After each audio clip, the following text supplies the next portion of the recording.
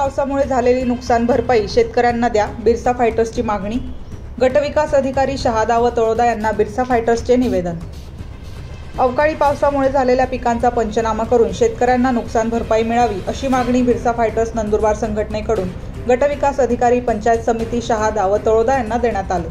शहादा येथे निवेदन देताना बिरसा फायटर्सचे राष्ट्रीय अध्यक्ष सुशील कुमार पावरा, प्रभुदत्तनगरचे अरुण पावरा, लोहाराचे सुरेश पवार, रामदास मुसळदे व तळोदा येथे निवेदन देताना बिरसा फायटर्सचे राष्ट्रीय अध्यक्ष सुशील कुमार पावरा, बिली चापडा व गाव अध्यक्ष वनसिंग पटले, तळोदा तालुका सचिव किसान वसावे, हाना पटले आदी कार्यकर्ते उपस्थित होते।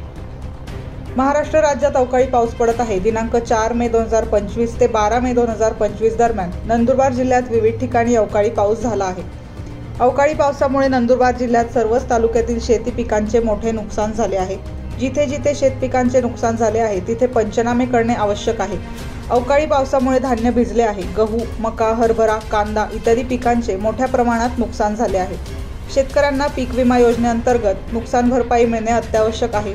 तरी आपल्या तालुक्यात अवकाळी पावसामुळे झालेल्या शेती पिकांची पाहणी करून पंचनामे करण्यात यावेत। शेतकऱ्यांना नुकसान भरपाई मिळावी अशी मागणी बिरसा फायटर्स संघटनेकडून गटविकास अधिकारी, पंचायत समिती शहादा व तळोदा अशा 2 ठिकाणी करण्यात आली आहे।